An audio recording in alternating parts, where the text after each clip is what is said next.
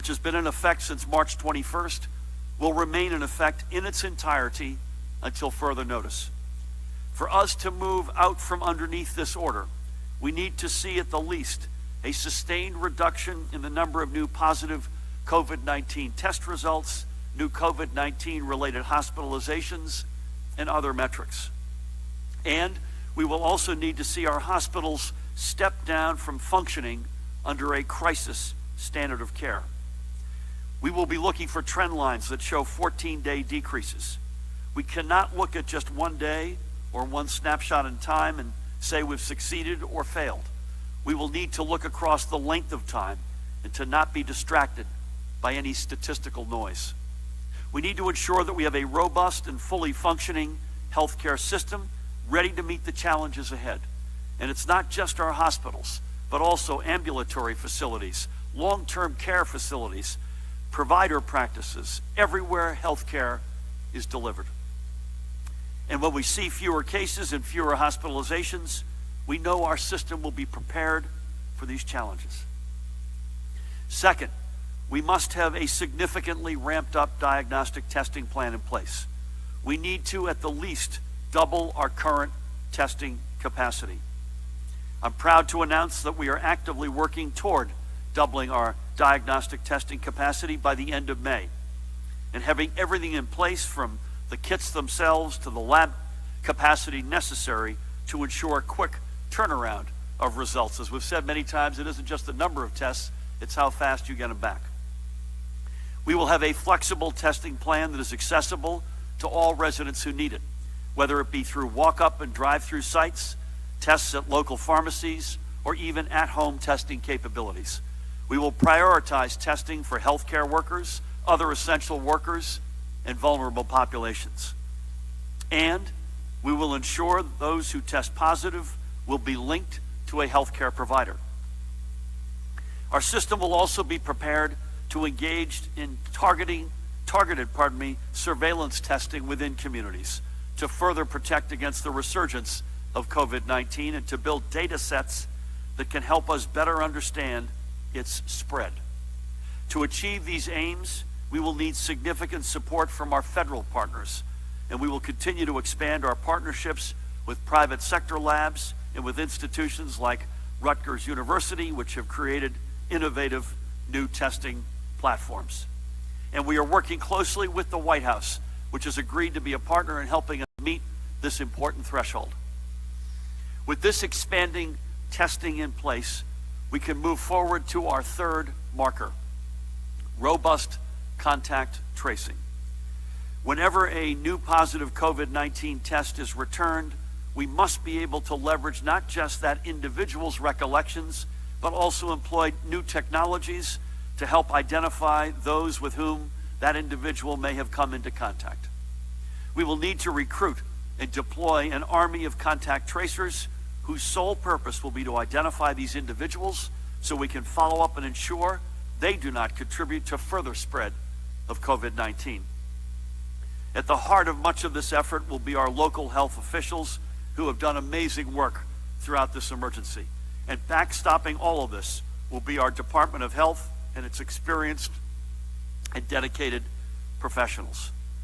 According to national guidance, and Judy has reported on this earlier, a proper program will require anywhere from 15 to 81 persons engaged in contact tracing for every 100,000 residents.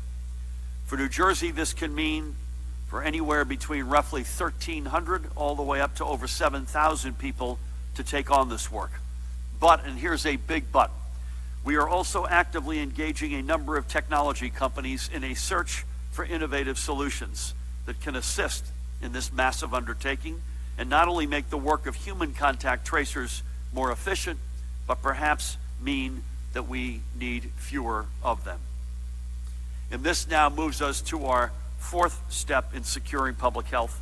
To the greatest extent possible, we will need to provide those who do test positive in the future with a safe and free place to isolate themselves and protect others from COVID-19. We must also be prepared to support these people with wraparound services as needed. We are fully prepared that when we restart our economy, we will see COVID-19 cases. Even if we bat 1,000, even if we get everything right, we will see cases. That's not just the nature of the virus, as Ed and Judy and Christina and others have reminded us, but it is the nature of the reality when you combine it with a reopening, even a responsible, well-timed, well-structured reopening. That much we are sure about. We will see this virus again. Our goal will be to prevent these new cases from multiplying. So stop for a second. Meeting these 4 benchmarks, a sustained drop in the curve, expanded testing, contact tracing, and safe places for people to isolate, is critical to giving our residents confidence that we are not only in front of the crisis, but that when we do restart our economy, they should not fear going out and being a part of it. And restarting our economy and returning people to work will be done methodically, strategically, and responsibly. And that is our 5th principle. To guide this process tomorrow, I will be announcing the formation and the members of the Governor's Restart and Recovery Commission, a group as diverse as it is talented. Economists, academics, business leaders, labor leaders, healthcare experts among them, with local, national, and global experience and knowledge. It will be their task to balance multiple competing needs to ensure we arrive at equitable decisions that work for every community in our state. And I will ask them to help us and our businesses leverage any and all available federal funds and programs to support our recovery. I will give Tom Malinowski a well-deserved and robust introduction, but I don't know where we'd be without our federal partners down there fighting for us every day. I will ask the Commission to give the highest priority for reopening using a clear standard of essential and safe, beginning with businesses, industries, and activities which are not only essential to our economy, but which provide the lowest risk of disease transmission. I suspect, Mahan, we're going to want to call that chart back up, this graph up later on when we engage in some of the questions. Then we can move up the matrix, bringing more businesses and activities online until we achieve a fully functioning and open economy. As we begin this restart, however, again, expect to see the continuation of social distancing measures, including potentially requirements for face coverings in certain locations. I, by the way, have become a disciple of face coverings, period. I'm not suggesting that's what the guidance will be, but at least face coverings in certain locations, and for work from home directives for employees who do not need to report to a physical location, to pick 2 examples of what I think we will be living with for the foreseeable future. I want, by the way, nothing more than to see every main street up and down the state filled with shoppers and diners once again. I want our construction sites roaring with activities once again. I want to see the shore humming throughout the summer. We will move as quickly as we can, but as safely as we must. We have to be thoughtful in how we unfold our economy. This virus is now among us, and our task will be to contain it as best we can.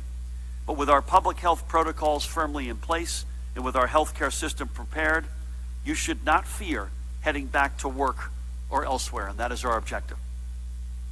And finally, we cannot think of COVID-19 as a one and done. Whether we are hit with a rebound of COVID-19 or a different strain or an altogether new virus outbreaks, we have learned valuable lessons that we would be foolish to ignore. Ensuring New Jersey's resiliency for the next outbreak, and that no one will be left unprotected because of racial or socioeconomic status, must be a part of our response to this outbreak. COVID-19 showed no favorites in ravaging our state, and neither will we in preparing for the next wave. We must use this window of opportunity to fill gaps and fortify our healthcare system.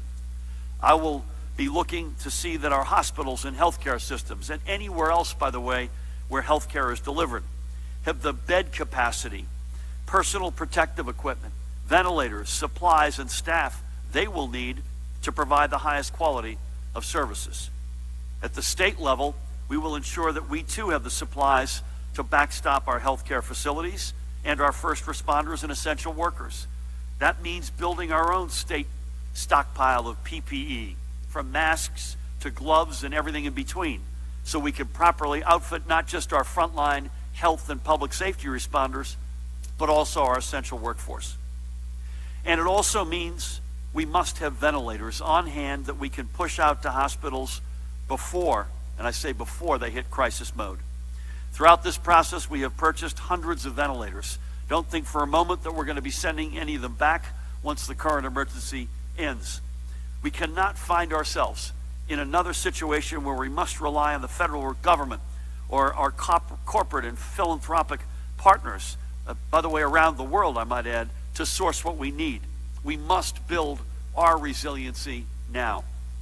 And governmentally, we now have a playbook that we have put together and can refer to or hand off, by the way, to future administrations, complete with the framework for the dozens of executive orders and other processes necessary for facing a global pandemic head-on and emerging stronger from it.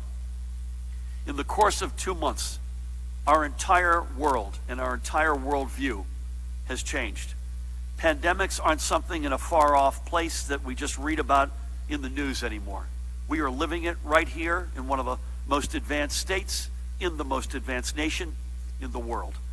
And even as we work to put New Jersey back on the road of progress and prosperity, we know that this war is still far from over. We need to continue focusing on our social distancing and taking the steps necessary to push the curves of new cases, new hospitalizations, and COVID-19 related deaths down so we can move in turn down this road. I don't know when we'll be able to formally and finally start this journey. Hopefully, if we all keep at it, it will be soon. But just as we began planning our response to COVID-19 6 weeks before our first positive test results even came back from the lab, we will be ready to put the car in gear as soon as we see a green light. This is a plan for how we move forward, not if we move forward. So let's do it together. Let's start by lowering the curve. We could do this if we all keep our focus over the coming weeks. And when we do this, it will be that much sooner that we are able to reach our destination, a New Jersey that is restored to economic because we took the steps to restore and secure our collective health. That said, please allow me to welcome, as I've said many times, it takes a village. We need our legislators. We need our whole team. We need each and every one of you doing the extraordinary hard work, including staying home and staying away from each other, even as the weather, I'm told, will someday improve. Thank you for that. You're the single most important member of our family, of our village, because you have kept this curve flat enough to allow our hospital systems to sustain the extraordinary influx of patients. Please stay at it. We need you.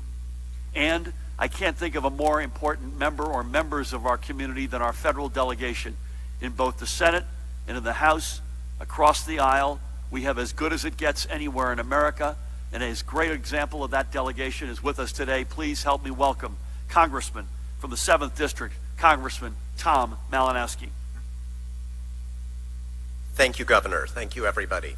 And thank you above all for the partnership that we have been able to build, especially over these last few difficult weeks, whether the issue is testing, personal protective equipment, aid for our businesses, aid for our state, relief for our people, our staffs, or you and I personally, we speak every single day and we get the job done, and we are absolutely in lockstep on what needs to happen going forward. Look, we are in the second month of what I think is the most extraordinary collective effort that Americans have undertaken against a common enemy certainly in my lifetime. And despite all of the things that we may still be arguing about, the overwhelming majority of Americans and the overwhelming majority of New Jerseyans believe that we are doing the right thing. The overwhelming majority have been willing to make great personal sacrifices over the last few weeks to make sure that their families, their neighbors, and their communities are healthy. When I hear from folks in my district, of course they want to see the economy reopen, but they are not looking for a date. They are looking for a a plan like the one that you just laid out here today, Governor. They understand that the reopening is not something that a governor can make happen by waving a magic wand. It can only happen when all of us have the confidence to step out and go out to a restaurant, to go back to work, to go back to a mall. It's not one person making a decision. It has to be based on a plan that's based on science and on sound public health advice. And that's what we are working on here together today. Our job, your federal partners, our job is to make sure that as we make these sacrifices as a state and as individual New Jerseyans, there are resources that make it economically possible for us to do this. That's what we've been working on through the CARES 1 Act, which we passed several weeks ago, and then several days ago with what we called an interim package. Interim because we know we need to do much more. Now here's the good news. The good news is that today, the Paycheck Protection Program, this vital lifeline for our small business owners in New Jersey and around the country, is back in business. So for all of those small business owners who have been trying to hold on, who were frustrated in the first couple of weeks of this program because the banks were not returning your calls, because the loans were not coming through, that program is back in business today. So all of those who had applications in and who were waiting, I hope that over the next few days you will hear good news. And if you don't and you still have frustrations and you live in my district, please call my office. We will call the banks for you. We will try to see what's going on. And I'm sure every member of our federal delegation, congressional delegation, will do the same. Now, there's a lot more we need to do to fix that program. One thing that we did in the bill that we just passed was to set aside a large share of the money for our smaller community-based banks and credit unions, banks that make a habit of dealing with the smallest businesses in our community. We've all seen the frustrating, infuriating stories about larger publicly traded companies that did not need this money, that got in the front of the line, and unfortunately the banks favored their existing loan customers. That is not what we intended. That is not what the bill said, but that is unfortunately what happened. So we are setting aside more of the money for small businesses. Unfortunately, we still have a frustrating refusal on the part of the administration and the Senate to fix the eligibility criteria for that program, and we're going to have to deal with that in the next bill that we pass. The other issue that we have been working on, and this has also been intensely frustrating over the last couple of weeks, is the need to get relief for our state governments, including our state government in New Jersey, and for our local and county government.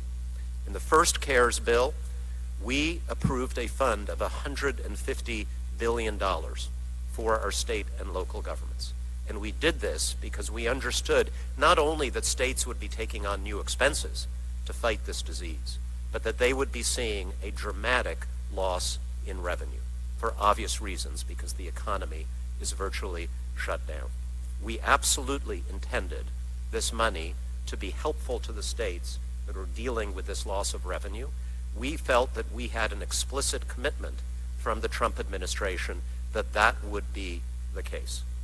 Unfortunately, it has not been the case, because the state of New Jersey and all other states have received guidance telling them, for some reason, that they cannot use this money to compensate for lost revenues due to the COVID-19 epidemic. I was on the phone last night with Speaker Pelosi talking about this very issue. She felt as if we had had a commitment that was betrayed, and we are going to go back as often it takes to the Trump administration to make sure that that first $150 billion is freed up. Right now, as I think we've heard from the governor, a lot of that money is not usable by the states and other local entities that qualified for it. The second thing we need to do is to enhance that fund and make sure it's available for governments, whether they are large states or small towns. And you've heard how this has gotten partisan in Washington over the last several days. This will be the main issue we are debating in the next CARES bill that we will be introducing in the House of Representatives shortly. We believe this is necessary. We've heard some very divisive rhetoric from Leader McConnell in the United States Senate regarding well, his attitude about what he called a, quote, blue state bailout. It is irresponsible and, in my view, also unsustainable. Irresponsible because, after all, it is states like New Jersey that create the economic wealth of the United States, including by paying for most of the things that states like Kentucky and Tennessee and Alabama and Indiana do to take care of their people in education and in health. We get in New Jersey 90 cents back from the federal government for every dollar that we pay in taxes. The average resident of Kentucky gets $2.41 back. It is outrageous to suggest that somehow we are asking for a bailout. It's irresponsible because if we end up, and if states and local governments end up having to lay off teachers and firefighters and police officers and other state and local employees, guess what happens? They collect unemployment. Guess who pays? The federal government.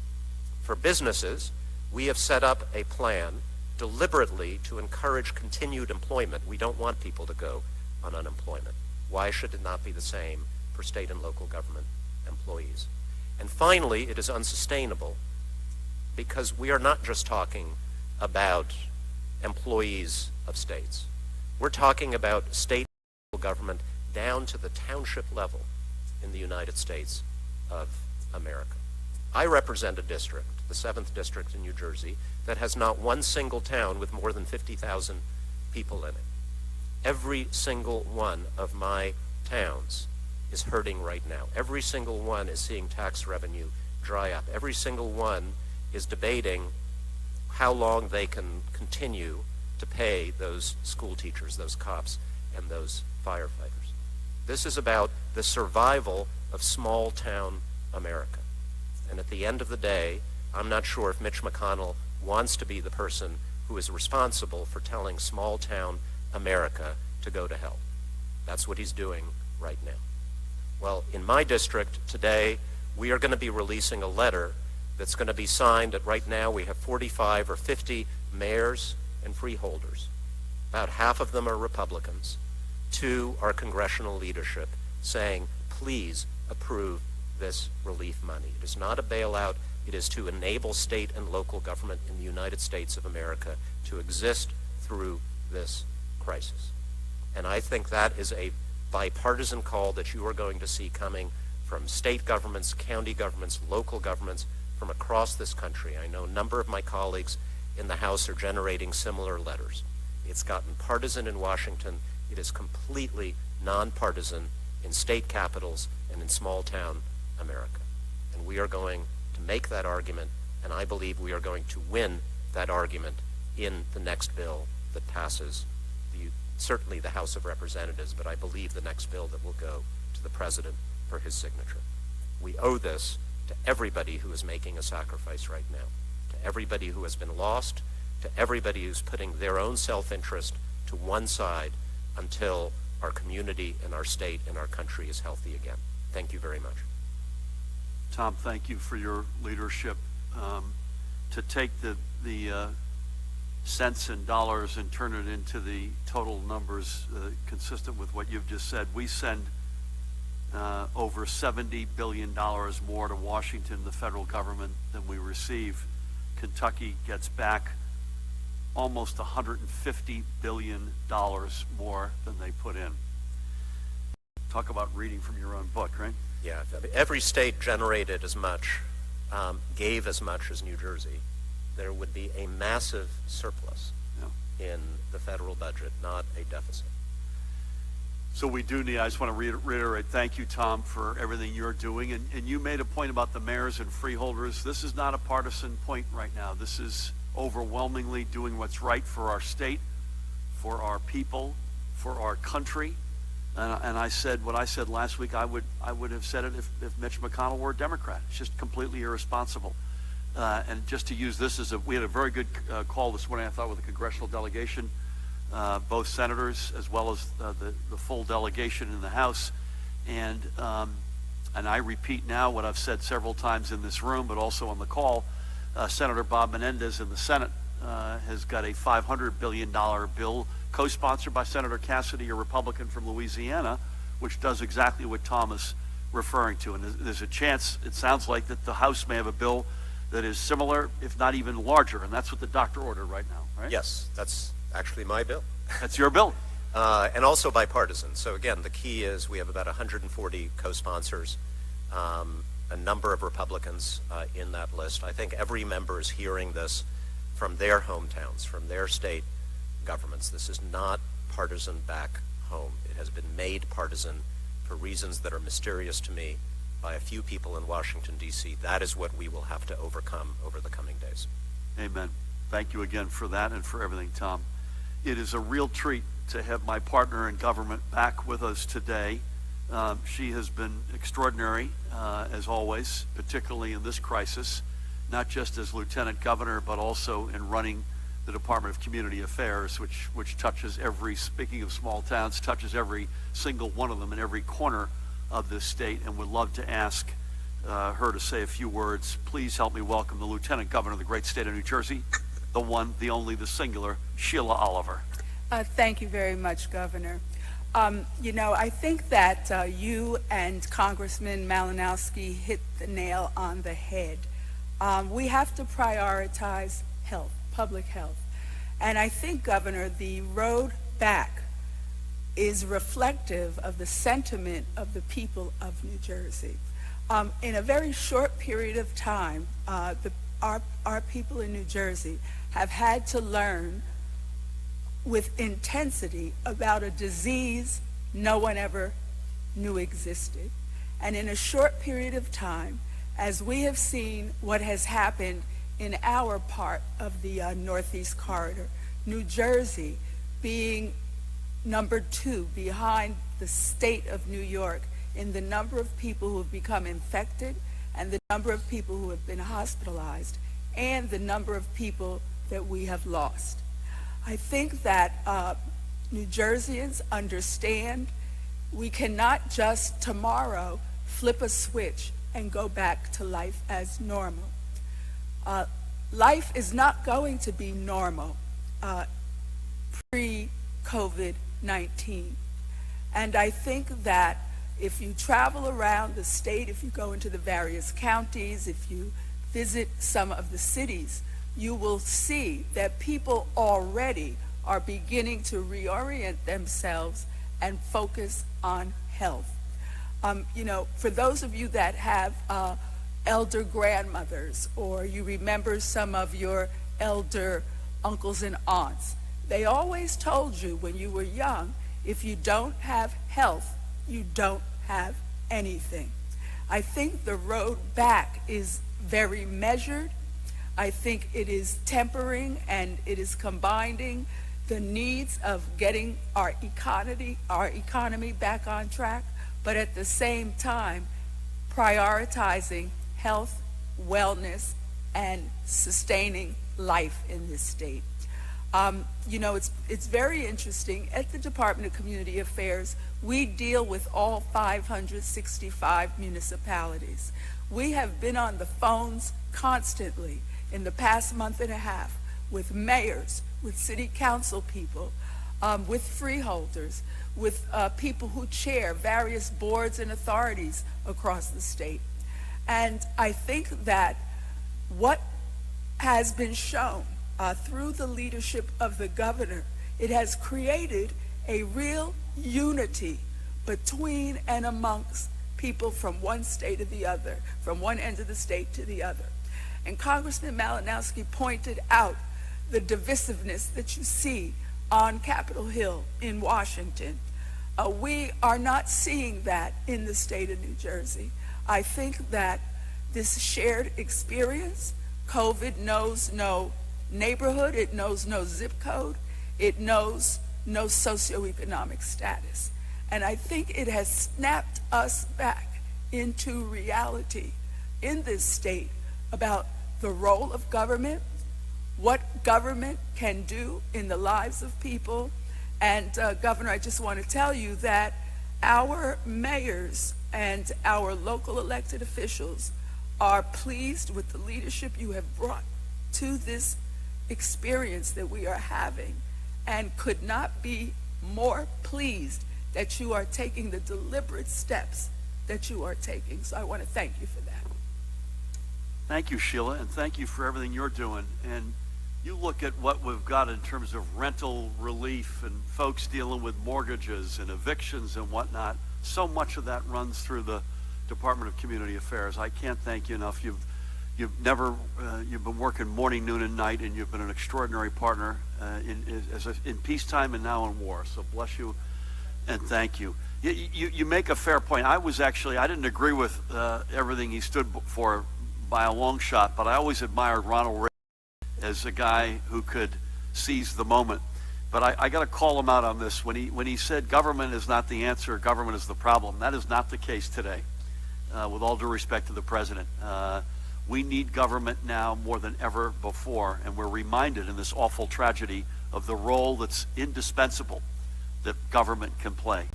And our job is to deliver as much of that as consistently and as comprehensively as possible. And back to Tom's point, we can't do that without the back and fill of a lot of federal money to allow us to continue to deliver for our residents. Sheila, thank you for everything. I'm not used to having Judy Persichilli so far from me. After 2 months, I feel like we're always cheek to jowl, as they say, but please help me welcome the woman who needs no introduction, the Commissioner of the Department of Health, Judy Persichilli. Thank you, Governor and Lieutenant Governor, Congressman Malinowski. As the Governor shared, our hospitals reported 6,407 hospitalizations, of which 1,801 individuals are in critical care, and 72% of those individuals are on ventilators.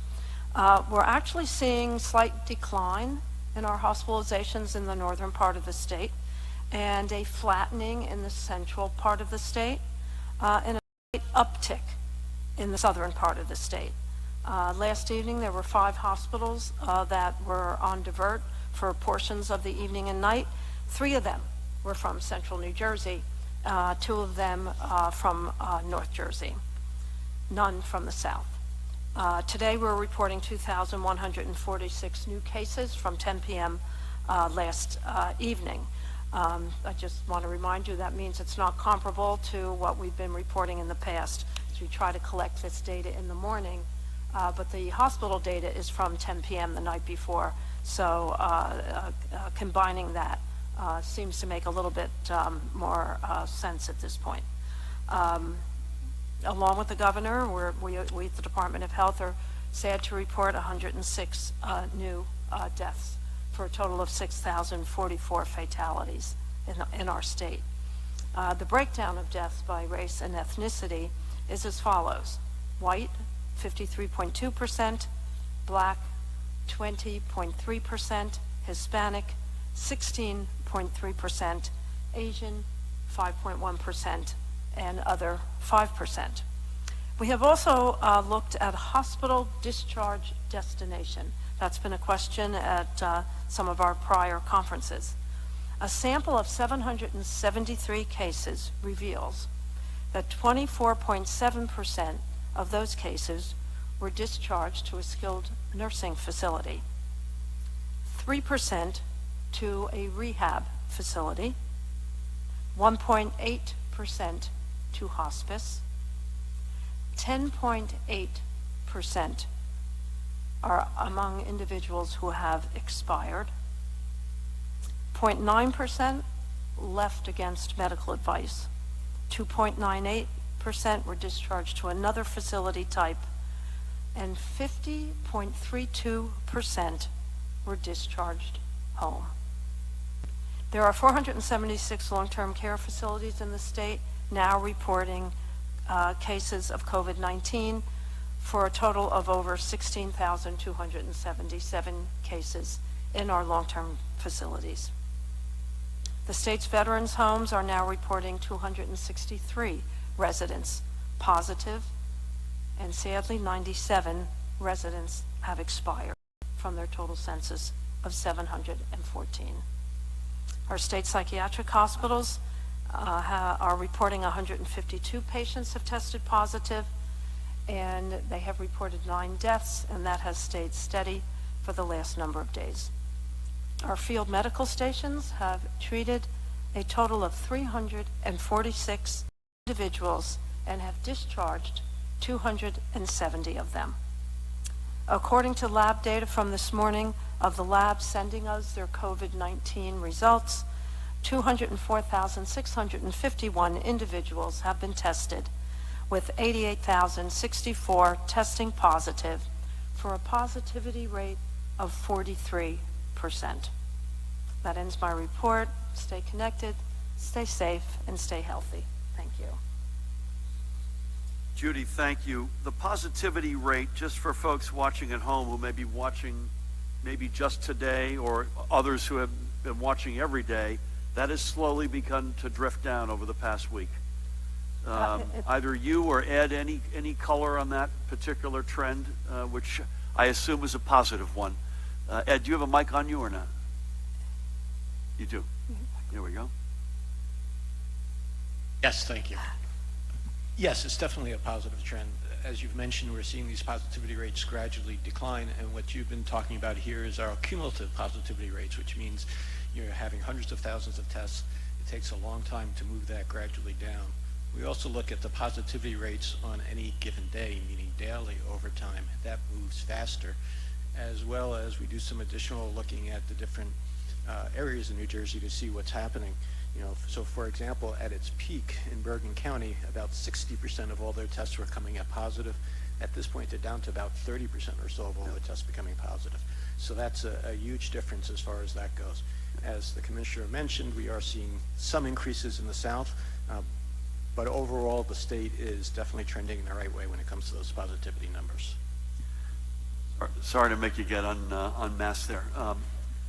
So that's an important point for folks who may have missed that. It's not just that the number cumulatively is trending down, but the snapshots of recent moments is meaningfully down from peaks. And that's that's on the list of trends that we're going to be watching very carefully to get back to where that road to recovery goes. Counties, Judy, staying the same in terms of the positive test results. These 6 counties still overwhelmingly have the highest concentration. There's positive test results and sadly fatalities in all 21 counties. But in order, Bergen, Hudson, Essex, Union, Passaic, and Middlesex continue to have the big bulk of them. The racial data is consistent and troubling, as it has been since we've been reporting it. And I, for one, was encouraged that 50+% of people are walking out of the hospital and going home, which is another data point that I think we could take some comfort in. The folks who are beating this, at least in 50% of the cases, are beating it so much so that they can go home. And in some cases, I'm sure with a visiting physical therapist or a visiting nurse, but the fact of the matter is they're going home. So thank you to each of you for that. Pat, I said I wouldn't necessarily call on you just because our program is so thick and we got a lot of reporters here. And by the way, folks, we're going to start over here, but I'm going to ask you to limit your questions to 1 or 2 at most, just because we got a big crowd and we have to go to the White House virtually. Talk, if you could, Pat, off subject, but importantly, one of your guys was shot last night, and just give us a quick sense of how he's doing. He's doing well, Governor. I had the ability to talk to him this morning. He'll probably be in there for a week or so. Very lucky. The investigation is ongoing, and the Attorney General and I plan to stream live tomorrow morning from the Rock the details of what we've found so far. So to everybody who's reached out to both him and his family, greatly appreciated, and he's doing well. I spoke, Pat let us know late, or I guess early Saturday morning, that this had transpired. I had the honor on Sunday morning, so yesterday, to speak not just with Pat, but with his mom, not your mom, but the trooper's mom. And I don't want to get him engaged inadvertently. Was it his girlfriend or? It was his girlfriend. His girlfriend, so I don't want to jump the gun there. But any event, as you can imagine, it was a pretty traumatic, and it sounds like he's a lucky guy and a great guy. I'm going to speak to him later on this afternoon, and I'm really looking forward to it. So thanks to everybody who was up here with you. We're going to start over here, and again, I'd ask you to keep, as a favor today, to keep it fairly short. Nikita. I might not be able to grant you that favor. So we reported this weekend that some mail-in ballots delivered to apartment buildings are simply being left in the lobbies and not actually delivered to mailboxes or voters' doors. Do you have any plans to address these issues with the Postal Service? Do you have any concerns that ballots for tenants living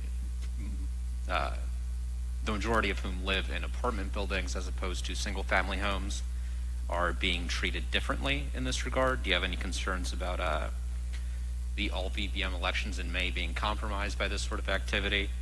And do you have any concerns about voter fraud given that large numbers of ballots are being left in public places? One more, please. Sure, and then I have one more for me, and then I also have one more, AP. Please. Any timeline on July 7 and all VBM, and is that still on the table? I don't have, given the gravity of what we're talking about, I don't have crisp answers for you. I will get Mahan, let's get the team to follow up with you on the mail-in ballots being left in lobbies. I actually didn't see that story. That's obviously not what we want. We want, you know, while we're fighting this war, democracy and other things have to go on, so we take that very seriously, but it's, I'll have to come back to you. There's no update on July 7th, and we'll give you an update, I promise you, as soon as we get it. Thank you, though. Please. Hi, I was curious, the long-term care facility numbers, I know there had been a reconciliation going on with those. Do those that we see on the dashboard now include only residents or still residents and staff? And then, Governor, all of the benchmarks and kind of goals and ideas that you mentioned today, can you give us any insight into your priorities on what industries or business might come back online first, and any best guess on time frame for this? And just one more, I know there's a priority on testing vulnerable populations. What's the plan for prisons? As far as I know, there's no testing being done in the facilities now. So I wonder if we'll see any of that before people are released back to their homes. Can you Okay. Judy, I'll start and maybe ask you to come in behind that. I think, could you pull up, Mahan, the risk, low risk chart? Yeah, so I think you should probably assume that we will, this is not up here just for our health, but this is something that will guide us.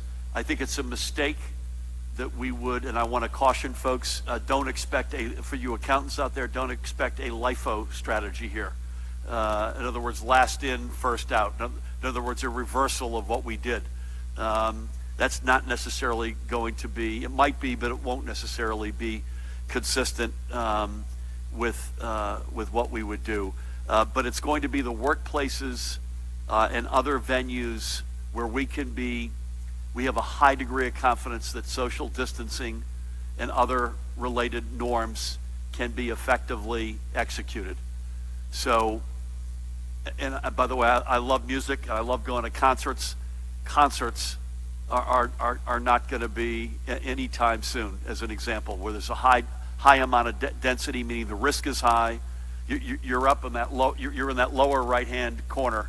You're in the lower right-hand corner where it's high risk. And I love music, so don't take this the wrong way, but it's not essential. The stuff we want to have is the essential stuff coming back online, food chain, other essential elements where we can properly, and folks can properly adjudicate and also defend and exhibit that they're actually social distancing, mask policies. Again, I've become a big mask person.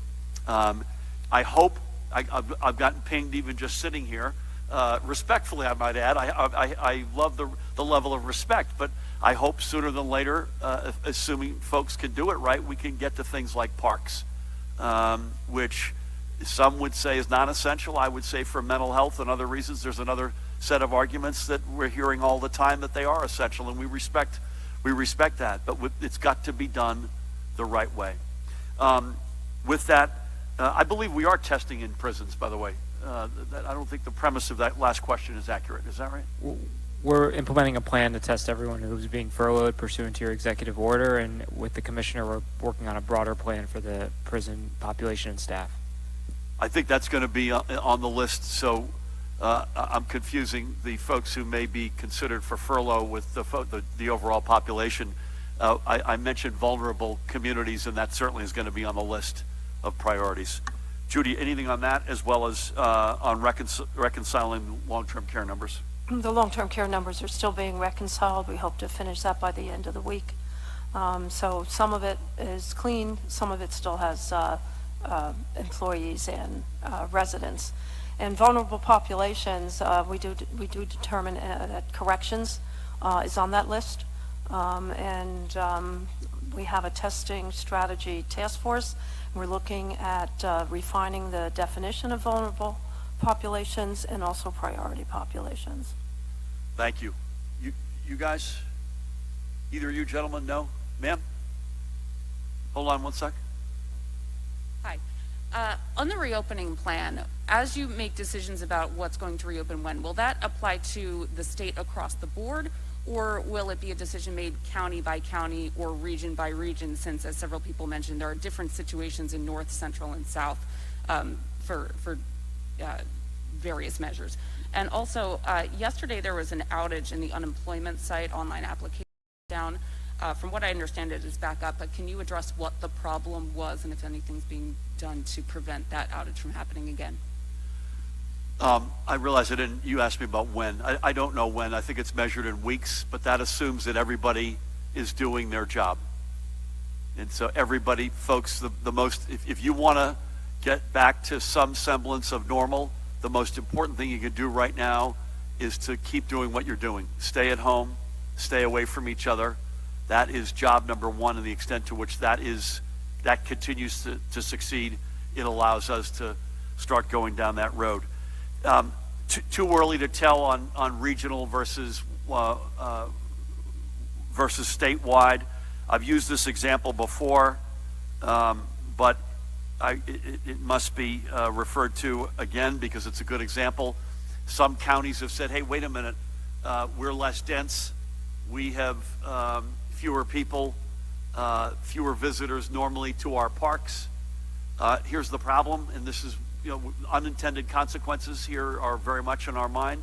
That may be true, but the minute you open up 2 or 3 parks, either a county park or a state park in those counties, you get the rest of the counties, if not the rest of the region, showing up on a good weather weekend day in particular in those parks.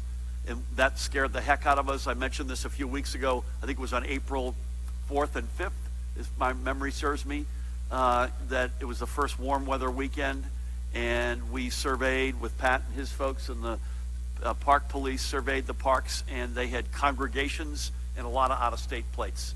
So, now having said that, I mentioned this within the past couple of days, we have had successful regional steps taken, the most important of which is Judy's regionalizing the healthcare realities into the North, Central, and South.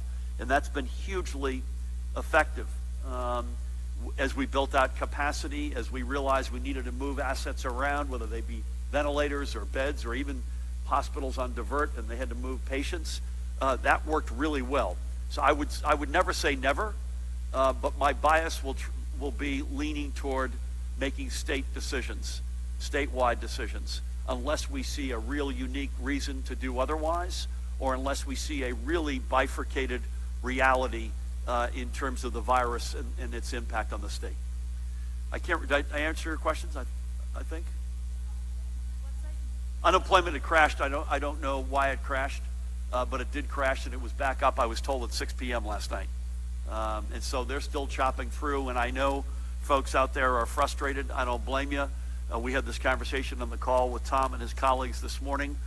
This will not make anyone feel any better, but we are leagues ahead of virtually every other state, but there's still a backlog. I know folks are still frustrated. You won't lose one penny, I promise you, including of your federal plus up. Thank you for that. We'll come down to Matt in the front here. Matt. So thank you, Governor. I understand your apprehension about wanting to give a date, but it appears in some of the stuff that you laid out, you talked about testing doubling maybe by the end of May. It looks like some of those other measures that you implemented could take a couple of weeks or additional months.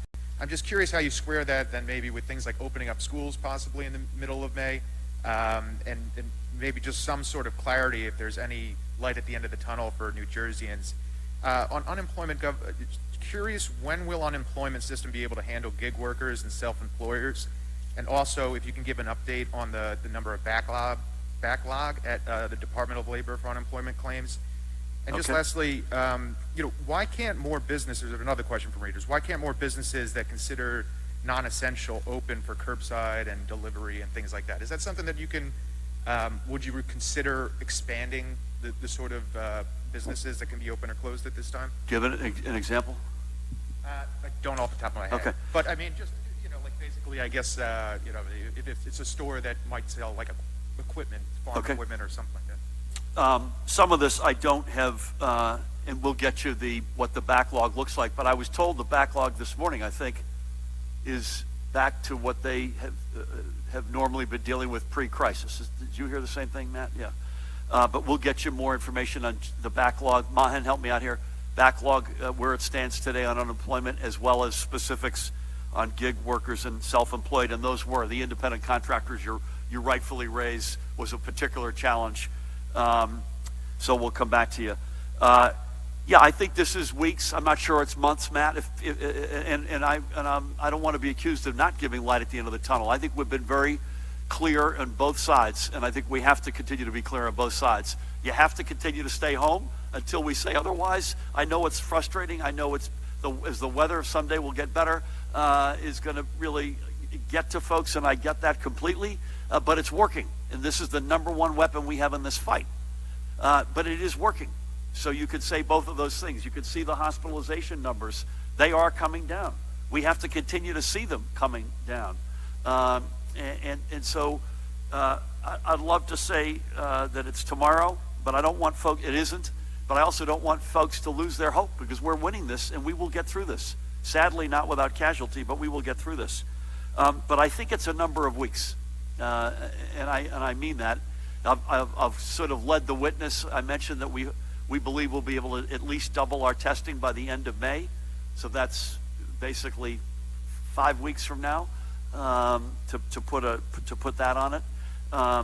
So I would not say it's a number of months, but I also would remind folks that these viruses come back. Even if we do it exactly right, Judy and Ed will tell us they come back, no matter how good we might be. Nothing new on schools. We'll promise an answer by May 15th, and we will abide by that. And that's where I'd be on all that. Thank you for that. We'll come back to you on the unemployment insurance, as well as the gig and the self-employed. Real quick. On testing, because the other day we heard that the Rutgers spit testing, we were talking about 10,000 maybe in a week or two. How did this change to double the testing capacity now to the end of May? It seemed like that was... Yeah, because there's different parts of the food chain. There's the actual testing materials you need, depending on which test you're doing. If it's a viral test, you still need the healthcare worker and the PPE. How quick is the turnaround? The reagents. So the answer is, I'm also not going to overpromise and underdeliver. How's that? Maybe that helps square. Thank you. Sir. Two for you, Governor. People want to know why there is no response from your phone number. They're saying it's either busy or the voicemail is full. And also, you stated that testing will be doubled by the end of May, but current tests are hitting a rough ceiling of 3,000 to 4,000 over the last 2 weeks. Are you concerned that current testing presents an incomplete picture of the outbreak in New Jersey, and how do you know that anything other than extensive asymptomatic testing will give you the data that you need? I have no idea what the answer to your question about my phone is ringing busy. This phone, by the way, is literally, as I sit here, exploding.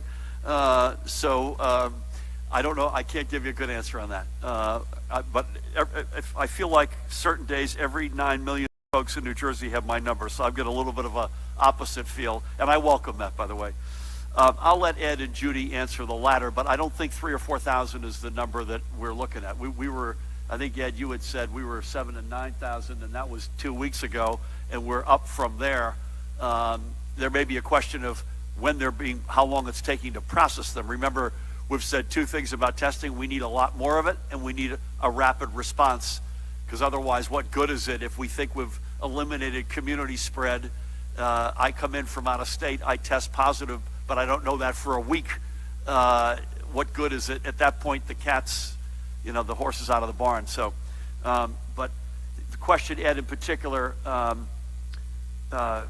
how do you address the question of how confident can we be in the absence of complete asymptomatic testing of asymptomatic folks around the state? Yes. Again, in a perfect world, we'd essentially test everybody to know exactly what was happening, and we all know that that isn't possible. Yes, our tests are increasing, not decreasing. We talked a couple weeks ago at about 7,000 to 9,000 tests, and now I'd say we're probably about 2,000 tests or so more over that every day on average. So we're probably in the 9,000 to 11,000, but don't quote me on an exact number. It does vary from day to day. Part of what happens when you're talking about trying to get a sense of what's happening in a broader population, in an asymptomatic population, or to know what's happened in the past, then you're talking not only about the test to detect the virus, which is the nasal swab or the spit test or so forth. Then you begin talking about doing the blood tests to look for the antibodies to get a sense about what's happening in the population in a broader sense. And we are moving forward together with Rutgers to do some of that testing to get a sense about what's been happening in broader swaths of New Jersey as well. So while our picture will never be completely complete, we'll never have as much information as we absolutely want, we're definitely working more and more towards that picture every day. I'm going to say as a non-medical professional, and then, do you have a question in the back, sir? We'll go to the back there. As a non-medical professional, I would say I'm going to predict the following. Never mind the end of May, in which we've put a marker out in terms of when we believe we will at least be able to double. Based on all the conversations that I'm a part of and our team's a part of, I think we will be in a dramatically different place as a state and perhaps as a country on testing 3 months from now. I'm just going to pick that number. There's just so much happening right now, and a lot of it, I'm happy to say, is happening right here in New Jersey. You mentioned Rutgers. That's the best example, but it's not the only example. The fact that we're a big healthcare, bio-pharmaceutical state with great institutions of higher education, boy, is that coming home to roost for us right now, and that's a good thing. Sir. Good afternoon, Governor. Phil Andrews, New Jersey News Network. Really quick, as of today, how would you envision Memorial Day moving? And your thoughts on out-of-state residents taking advantage of Jersey Shore rentals and going back and forth in this climate? Yeah, I'm not sure I've got a crisp answer for you on Memorial Day. I know what it normally is, and I love it, and I hope it can be some form of that. That is, it starts in Memorial Day is what, 4 weeks, pardon me, from today. I can't give you a full answer. I hope, as I've said many times, that we have some semblance of norm on the shore this summer, but it will be some semblance. I just don't envision being in tight spaces without real restrictions on capacity and social distancing, and frankly, even on the beach. I just don't see it. Whether or not we're at a better place 4 weeks from today, I sure as heck hope we are. I think there's a shot. I think we've got a shot. If everybody keeps doing what they're doing, if we let our guard down, all bets are off. That heat map, which we didn't show you today just because we had a lot of slides, Mahan, let's get that back up tomorrow. That map has shown largely really good progress, but it slipped the past couple of days. There was a Washington Post heat map over the weekend that showed that we had slipped a hair. We cannot let that happen. And the extent to which folks keep doing what they're doing, to put it in the positive, we increase our chances meaningfully of getting that semblance of norm on the shore sooner than later. And I'll be the happiest guy in Jersey, if not America, if that semblance of norm comes in by Memorial Day. I worry about out-of-state stuff, and I want us to be open for business. The good news is folks who travel to New Jersey on the shore and rent or even own a second home are overwhelmingly either New Jerseyans or from the region. There are some folks who come from outside the region for sure, and in a normal time I'd want more of them. But for this time, for this purposes at least, they tend to be in the region. My word at this moment, sitting here on April whatever it is, however, we want folks to be in their primary residence.